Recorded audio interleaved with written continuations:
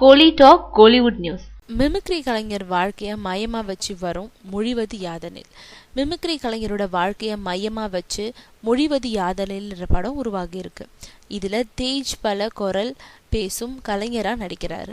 கொஞ்சம் வெயில் கொஞ்சம் மழை படத்தோட மூலம் தமிழ் சினிமால ஹீரோமா அறிமுகமானவர் தேஜ். முதல் படத்திலேயே பலரோட பாராட்ட பெற்ற இவர் அடுத்ததா நடிச்ச படம் காந்தம். மேலும் கேடி குஞ்சுமோன் தயாரிப்புல விரைவில் வெளியாக இருக்கும் காதலுக்கு மரணமில்லை படத்துலயும் தேஜ் ஹீரோவா நடிச்சிருக்காரு.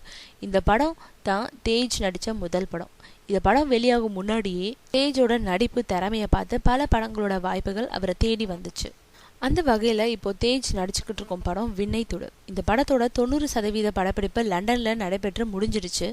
மீதம் இருக்கும் 10% படப்பிடிப்பு சிங்கப்பூர்ல அடுத்த மாசம் தொடங்க இருக்கு. இடையில தேஜ் புதிய படம் ஒன்றுல முழுக்க மாறுபட்ட இதுவரை எந்த ஹீரோவும் ஏற்காத ஒரு கதாபாத்திரத்துல நடிக்கிறாரு. மொழிவது யாதனில்ன்ற தலைப்பு வைக்கப்பட்டிருக்கும் இந்த படத்துல தேஜ் ஒரு மிமிக்ரி ஆர்டிஸ்டா நடிக்கிறாரு.